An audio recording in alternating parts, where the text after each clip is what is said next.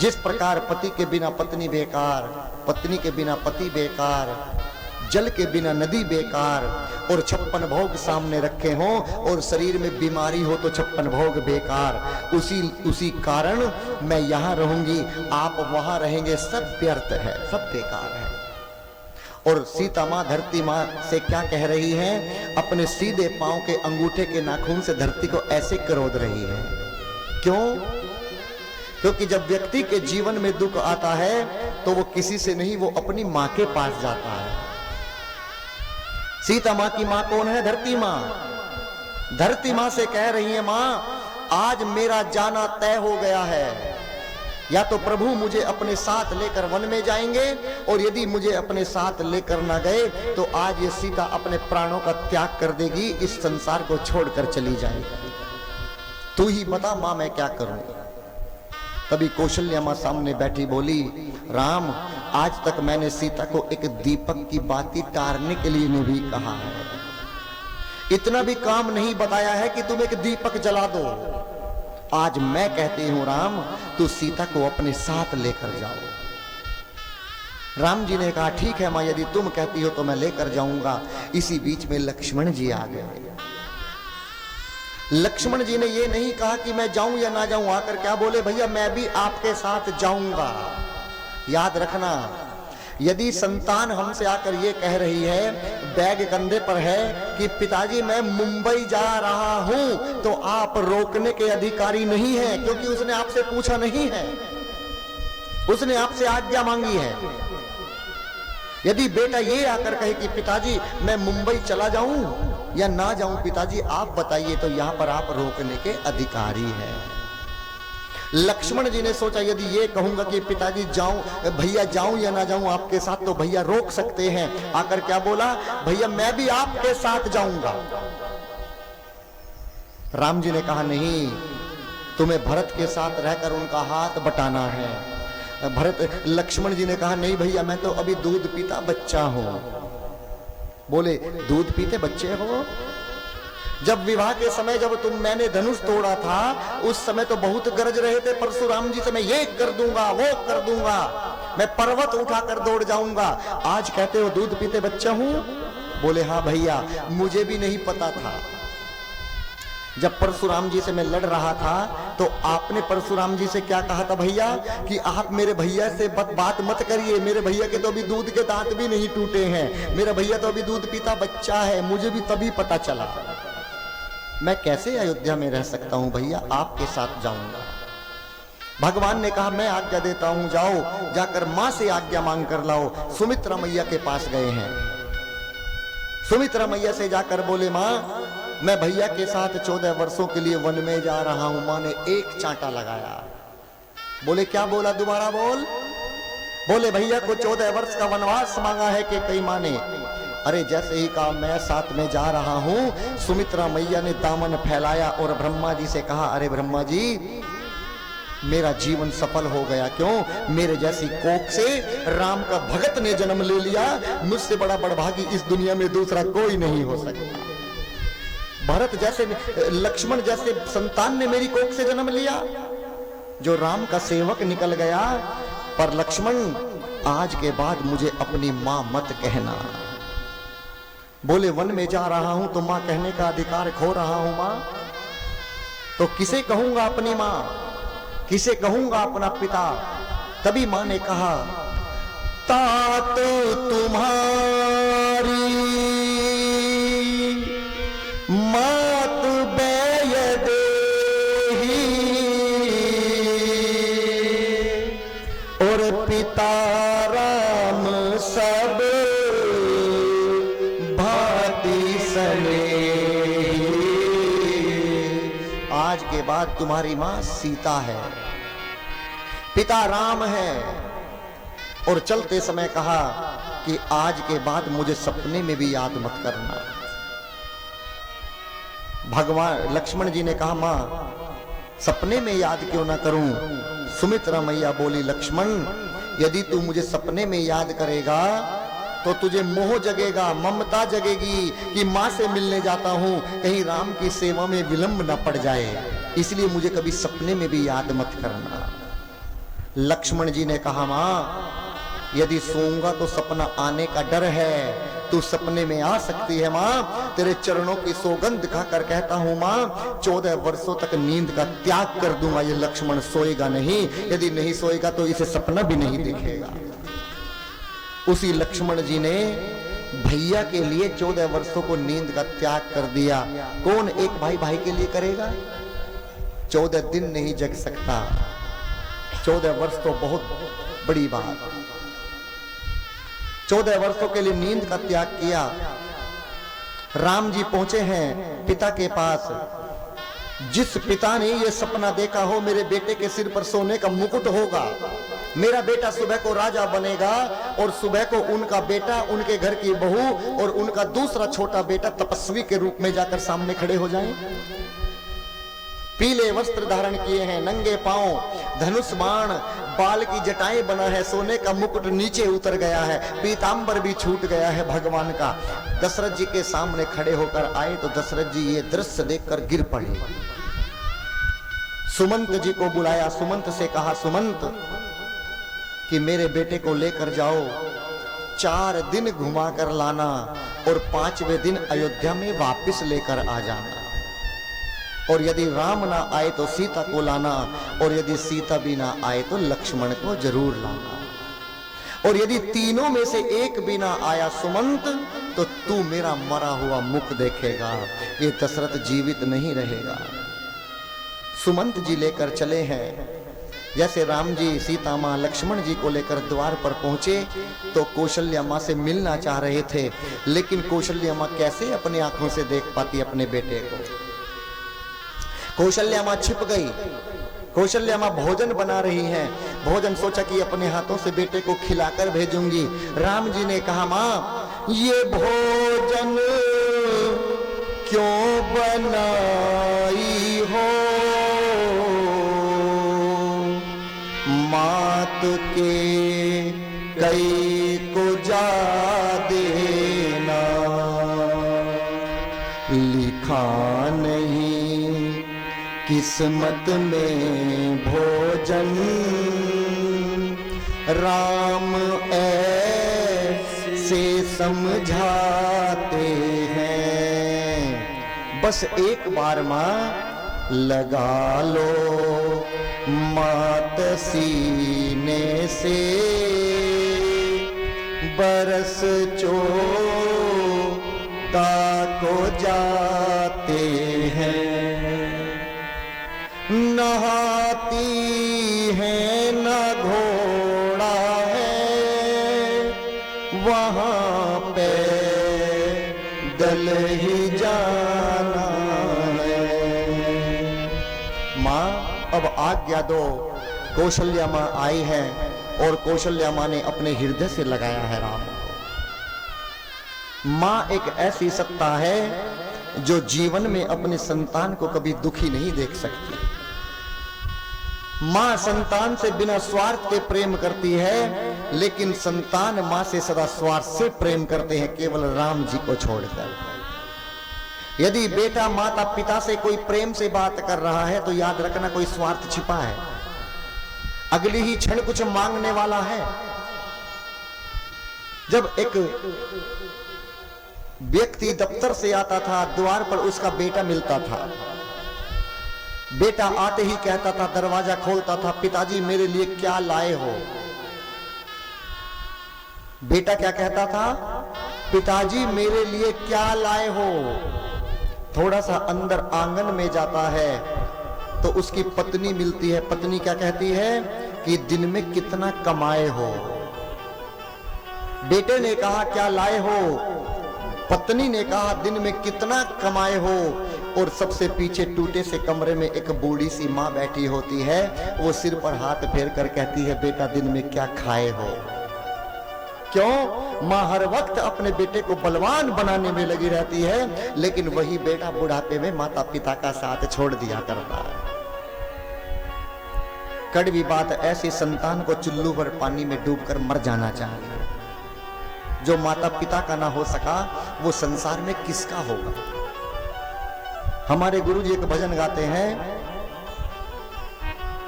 अगर माँ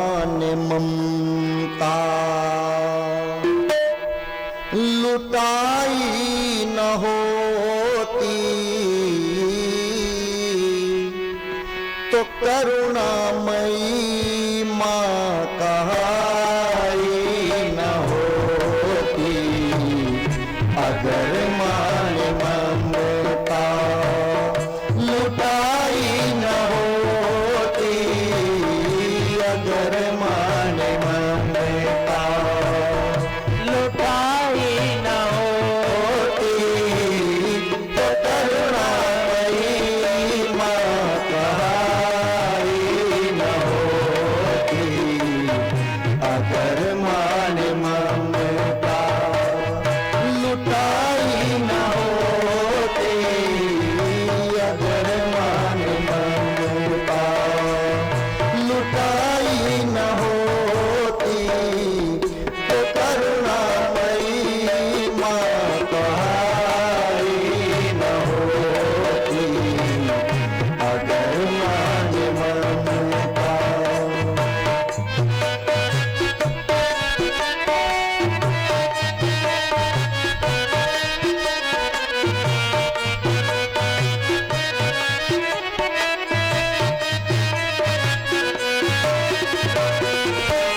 द्वारे पे आए माँ हमको निहारो, द्वारे पे आए माँ हमको निहारो। द्वारे पे आए माँ हमको निहारो।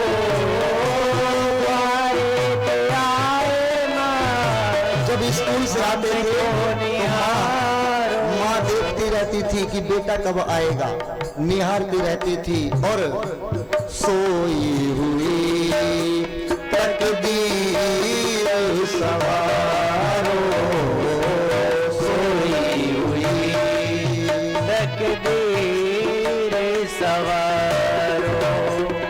अगर मान ज्योति, अगर मान ज्योति जलाई न होती तो करुणामयी माँ कहाई न होती। अगर मान ममता लुटाई न होती तो करुणामयी माँ कहाई न होती। अगर मान ममता में क्या पड़ी है माँ के हमको मनाए, हमें क्या पड़ी है माँ हम तुम्हें मनाए, हमें क्या पड़ी है माँ हम तुम्हें बनाए। छोटी छोटी बात पर रूठ जाना। याद करिए जब बाजार में जाते थे मेले में, नहीं माँ ये गुड़िया लूंगी, रूठते थे ना, नहीं पिताजी ये लूंगा, नहीं माँ ये लूंगा, छोटी छोटी बात पर रूठ जाते थे। जब माँ के पास एक हथियार है क्या, जब बेटा शरारत कर रहा हो तो बस केवल ये कह दे कि शाम को तेरे पापा को आने दे जब बताऊंगी, केवल बस इतना कहना है। और फिर देखिए शाम के जैसे 8 बजने प्रारंभ होते हैं, बेटा जैसे भिली की जाकर सोफे के नीचे छिप गया। पिताजी दरवाजे पर आते हैं, बैल बजाई, पत्नी ने दरवाजा खोला, जैसे खोला थोड़ा सा चलने दो,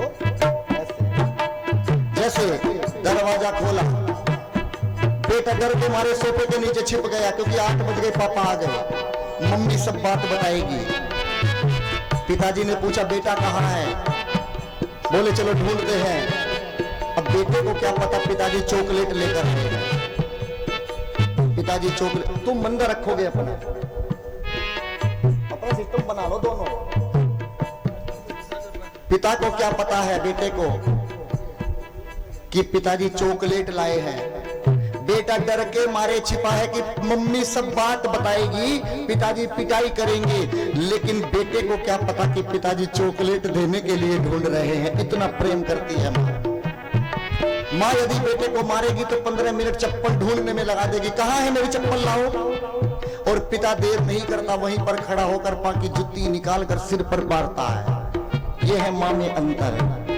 हमें क्या पड़ी है माँ हम तुम्हें मनाए, हमें क्या पड़ी है माँ हम तुम्हें मनाए। हक है कि हम रुक जाए, हमारा तो हक है कि हम रुक जाए। अगर माँ मनाने, अगर माँ मनाने तो आई न होती, अगर माँ मनाने तो आई न होती, तो करुणामयी माँ कहाई न होती।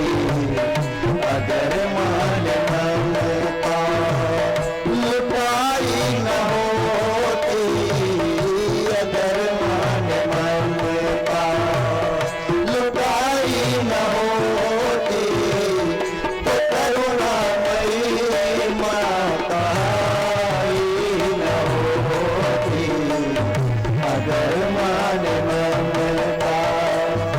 एक बेटे ने माँ से कहा, माँ तू रोज कहती है कि तेरे दूध का कर्ज नहीं उतार सकता, आज उतारूंगा, आज उतारूंगा, बोल कितना कर्ज है तेरा।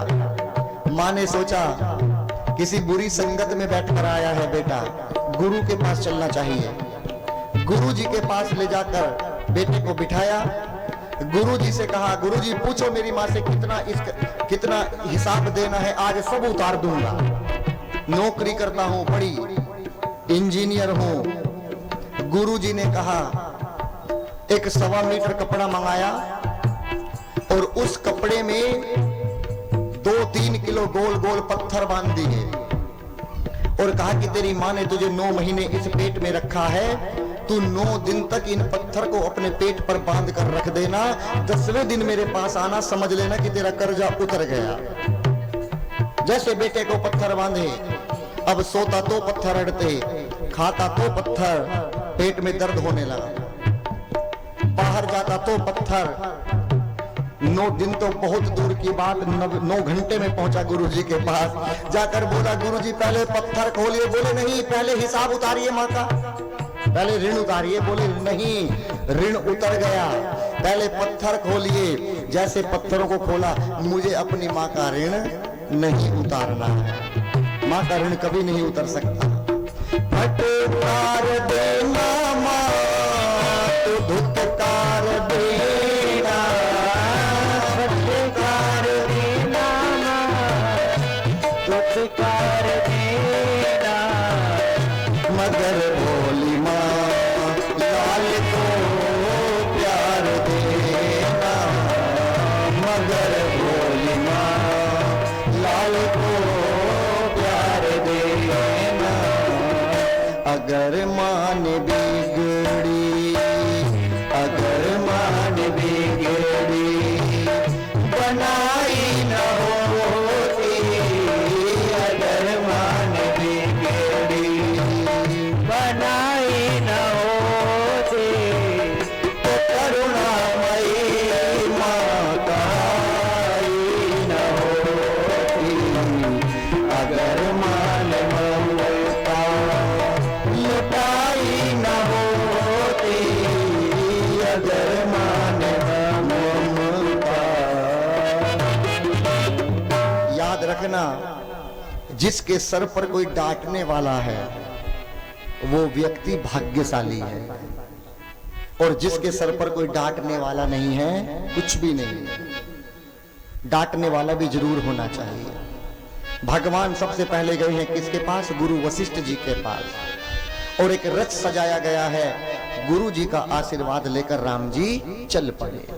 सजीवन साज समाज सब, बनती बंधु समेत, बंदी विप्र गुरु चरण प्रभु, चले करही सब ही अचेत। भगवान चल पड़े। भगवान के साथ में सीता माँ लक्ष्मण जी बैठे हैं, निषाद राजगुरु रथ चलाकर चल पड़े हैं। पूरे अयोध्या वालों ने सोचा कि यदि हम अपने घर से कोई वाहन लेने जाएंगे तो कहीं देर ना हो जाए, भगवान दूर चले जाएंगे। पूरे अयोध्या वासी भगवान के पीछे पीछे नंगे पांव दौड़ पड़े हैं। भगवान सबसे पहले कहां रुके हैं? तमसा नदी के किनारे पर रुके हैं भगवान। जैसे रात्रि हुई, भगवान ने सबको अपनी माया से सुला दिया।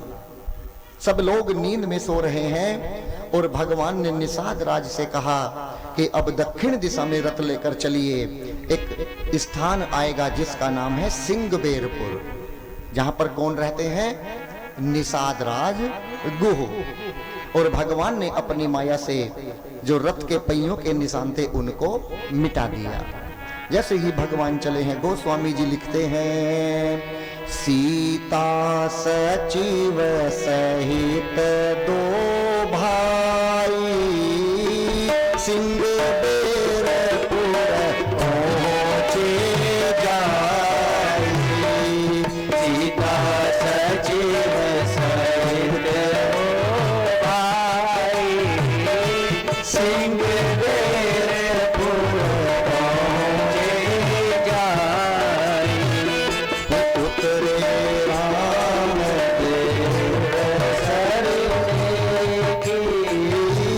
दीन दंडवत हरस